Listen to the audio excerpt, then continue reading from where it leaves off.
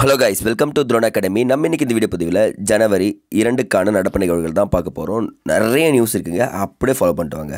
பயிர் காப்பீட்டு திட்டங்கள் நீடிப்பு அப்படின்னு சொல்லிட்டு கொடுத்துருக்காங்க. பிரதமரின் ஃபசல் பீமா யோஜனா அப்படின்னு சொல்லிட்டு சொல்லுவாங்கப்பா. இந்த பயிர் காப்பீட்டு திட்டம் வந்து பார்த்திங்கன்னா இன்க்ரீஸ் பண்ணியிருக்காங்க. எப்போனா 2025 2026ன்னு சொல்லிட்டு 15வது நிதி கமிஷன் இருக்குல்ல, ஃபினான்ஸ் கமிஷன் சொல்லிட்டு யாருன்னு பார்த்தீங்கன்னா NK சிங் அவர்களால் உருவாக்கப்பட்டது தான், தலைமையில் இருக்கிறது தான் இது 15வது நிதிக்குழு. அவங்க என்ன சொல்லிட்டாங்க பார்த்தீங்கன்னா, அப்போவே சொல்லிட்டாங்க, நீங்கள் என்ன பண்ணுறீங்க பார்த்தீங்கன்னா இன்க்ரீஸ் பண்ணி வைங்க, இதனால் என்ன ஆகுனா விவசாயிகள் பாதிக்கப்பட மாட்டார்கள் அப்படின்னு சொல்லிட்டு சொல்லியிருக்காங்க. ஸோ இன்னொரு இம்பார்ட்டன்ட் விஷயம் பாருங்கள், நாட்டின் மிகப்பெரிய பயிர் காப்பீட்டு திட்டம் வந்து பார்த்திங்கன்னா பிரதமரின் ஃபசல் பீமா யோஜனா தான். கிட்டத்தட்ட 23 மாநிலங்கள் யூனியன் பிரதேசங்களில் இது செயல்படுத்தப்பட்டு வருகிறது. மற்ற மாநிலங்கள்லாம் இன்னும் அக்செப்ட் பண்ணிக்கலன்னு அர்த்தம். நெக்ஸ்ட்டு அடுத்து பாலிட்டி ரிலேட்டடாக இருக்குது பாருங்கள். 16 மாநகராட்சிகளுடன் 158 நகர ஊரக பகுதிகள் இணைப்பு அப்படின்னு சொல்லிட்டு கொடுத்துருக்காங்க. ஸோ தமிழகத்தில் வந்து பார்த்திங்கன்னா 2021ஆம் ஆண்டு 6 புதிய மாநகராட்சிகள் மற்றும் 28 நகராட்சிகள் உருவாக்கப்பட்டது. நோட் பண்ணுங்கள், ஃபர்ஸ்ட் பாயிண்ட்.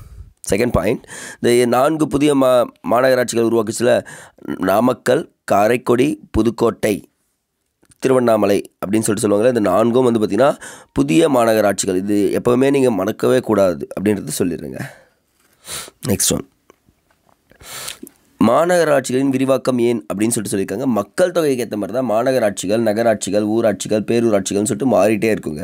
ஸோ இந்த இடத்துல பாருங்கள், 2011வது மக்கள் தொகை கணக்கெடுப்பின்படி தமிழகத்தில் நகர்ப்புற மக்கள் தொகை 48.45% இருந்தது. 48.45% இருந்ததுன்னு சொல்லிட்டு சொல்லியிருக்காங்க. இது ஒரு இம்பார்ட்டன்ட் பாயிண்ட், நோட் பண்ணுங்கள். நெக்ஸ்ட்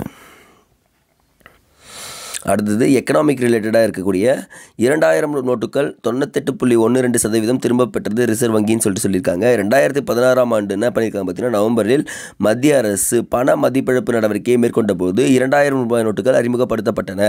பின்னர் இது எப்போ திரும்ப பெற்றப்பட்டதுன்னு பார்த்தீங்கன்னா 2023ஆம் ஆண்டு மே 19ஆம் தேதி என்ன பண்ணிட்டாங்க பார்த்தீங்கன்னா நோட்டுகளை திரும்ப பெறுவதாக அறிவித்தது அப்படின்னு சொல்லிட்டு சொல்லியிருக்காங்க. ஸோ இது மட்டும்தான் எக்ஸாமில் இம்பார்ட்டன்ட், இதையும் கொஞ்சம் எழுதி வச்சுக்கோங்க. ஸோ கரண்ட் அஃபேர்ஸை பொறுத்த வரைக்குமே நீங்கள் இப்படி படித்தா தான் பாலிட்டியா, எக்கனாமியா, ஜாகிரஃபியா அப்படின்னு சொல்லிட்டு படிக்கும்போது இன்னும் கொஞ்சம் யூஸ்ஃபுல்லாக இருக்குங்க. ஸோ அடுத்து வந்து பார்த்திங்கன்னா டேரெக்டாக நமக்கு போயிடலாம், பார்த்தீங்கன்னா திருக்குறளுக்கு போயிடலாங்க. ஸோ இதெல்லாம் கிரிட்டிக் நியூஸாக தான் இருக்குது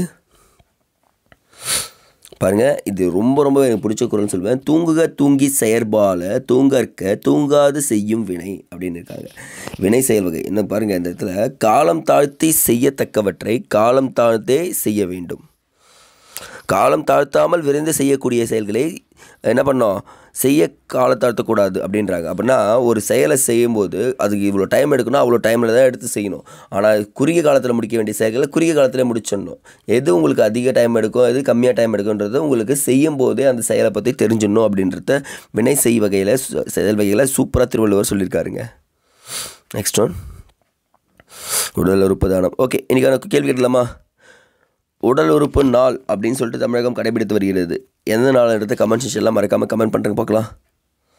நெக்ஸ்ட் ஒன், பாதுகாப்புத்துறை சீர்திருத்த ஆண்டாக 2025ஆம் ஆண்டு அறிவிப்பு. ஓகேங்க, ஒரு நல்ல ஒரு விஷயம் பாருங்கள். முப்படைகள் தொழில்நுட்ப ரீதியாக மேம்பட்ட போருக்கு தயாராகும் மற்றும் நோக்கத்துடன் கொண்டிருக்கும் வகையில் சீர்திருத்த ஆண்டாக 2025 அறிவித்துள்ளது. அப்போ கொஸ்டின் கேட்பாங்க, 2025 இந்திய அரசு எந்த ஆண்டாக அறிவித்ததுன்னா பாதுகாப்புத்துறை சீர்திருத்த ஆண்டு அப்படின்றத நோட் பண்ணுங்கள். ஸோ உங்களுக்கு நான் ஒரு விஷயம் சொல்கிறேன் பாருங்கள், யூஎனுடைய இயர்ஸ்லாம் இருக்குங்க. ஸோ யூஎனுடைய இயர்ஸில் இருக்கும்ல, அதில் வந்து பார்த்திங்கன்னா 2025 2026 எந்த ஆண்டாக கொண்டாடப்படுகிறது. இப்போ ஃபார் எக்ஸாம்பிள் பார்த்திங்கன்னா 2024 ஒட்டக ஆண்டாக கொண்டாடப்படுகிறது. 2025 என்னன்னு சொல்லிட்டு 2026 என்னன்றதை கமெண்ட் செக்ஷனில் கமெண்ட் பண்ணுங்கள். 2 கேள்வி கேட்டிருக்கேன். யார் ஃபஸ்ட்டு ரிசர்ச் பண்ணி கமெண்ட் பண்ணுறாங்களோ அவங்களுக்கு ஒரு ஆர்டின் சிம்பிள் கொடுத்துடலாங்க. ஸோ ஐ திங்க் வந்து பார்த்திங்கன்னா இன்றைக்கி நியூஸ் இது லாஸ்ட் ஒன். ஜம்மு காஷ்மீர் லடாக் குறித்து புத்தகம் அமைச்சர் அமித்ஷா மற்றும் பிரதான் இன்று வெளியீடு அப்படின்னு சொல்லியிருக்காங்க. என்னன்னா த்ரோ தி ஏஜஸ் அப்படின்னு சொல்லிட்டு ஒரு புக்கை எழுதியிருக்காங்கப்பா. நோட் பண்ணுங்கள், த்ரோ தி ஏஜஸ் எதை பற்றி கூறுகிறதுனா ஜம்மு காஷ்மீர் மற்றும் லடாக்கை பற்றி கூறுகிறது. இது யார் வெளியிடுறாங்க பார்த்தீங்கன்னா நிறைய அந்த பிரதான் ஆகிய அமைச்சர் இருப்பார், கல்வித்துறை அமைச்சர் தர்மேந்திர பிரதானோ உள்துறை அமைச்சர் அமித்ஷாவும் சேர்ந்து வெளியிடுறாங்க இந்த புக்கை. ஸோ இம்பார்ட்டன்ட் புக், நோட் பண்ணுங்கள். எதை பற்றி கூறுகிறதுன்னு சொல்லிட்டு கேட்டாங்கன்னா த்ரோ தி ஏஜஸ் வந்து பார்த்திங்கன்னா லடாக் மற்றும் ஜம்மு காஷ்மீரை பற்றி கூறுகிறது அப்படின்னு சொல்லிட்டு சொல்லலாம்ப்பா. ஸோ அவ்வளோ. ஐ திங்க் இன்னொரு சயின்ஸ் நியூஸ் இருக்குங்க, இம்பார்ட்டன்ட் நியூஸ். இது வந்து பார்த்திங்கன்னா சயின்ஸில் வரும். ஸ்கர்ப் டைபஸ் அப்படின்ற பாக்டீரியா தொற்று அதிகரித்து வருகிறதுன்னு சொல்லியிருக்காங்க தமிழ்நாட்டில். அதனால் அந்த ஸ்கர்ப் டைபஸ் அப்படின்னா ஸ்கர்ப் டைபஸ் என்பது பார்த்திங்கன்னா ஒரு வகையான பாக்டீரியா தொற்றுங்க. ஸோ வைரஸ் தொற்று கிடையாது, பாக்டீரியா தொற்று. ரிக்கட்சியா எனப்படும் பாக்டீரியா பாதித்த ஒட்டுண்ணிகள், பூச்சிகள், உயிரினங்கள் மனிதர்களை கழிக்கும் போது ஸ்கர்ப் டைபஸ் நோய் ஏற்படுகிறது. இது மட்டும் தெரிஞ்சுங்க. ஏன்னா உங்களுக்கு உடல்நலமும் ஆரோக்கியம்னு சொல்லிட்டு ஒரு லெசன் இருக்கும். அதில் வந்து பார்த்திங்கன்னா கரண்ட் அஃபேர்ஸில் ஸ்கர்ப் டைபஸ் பாக்டீரியா நோயா வைரஸ் நோயா அப்படின்னு சொல்லிட்டு கேட்பாங்க. தொற்று நோயா தொற்றா நோயான்னு சொல்லிட்டு கேட்பாங்க. ஸோ கொஷின்ஸ் எப்படி வேணுமா கேட்கலாம். ஸ்கர்ப் டைபஸ் என்பது பாக்டீரியா தொற்று நோய் அப்படின்றது தெரிஞ்சுக்க. மற்றபடி இந்த ஸ்கிரீன்ஷாட் எடுத்து படித்து வச்சுக்கோங்க, போதுமானது. ஸோ ஓகேங்க, இன்றைக்கி கரண்ட் அஃபேர்ஸ் இவ்வளோ தான் முடியுது. ஸோ நம்ம டெலிகிராம் லிங்க்கில் ஜாயின் பண்ணாதவங்க இந்த டிஸ்கிரிப்ஷன் கீழே டெலிகிராம் லிங்க் தரேன், ஜாயின் பண்ணிக்கோங்க. தேங்க்யூ.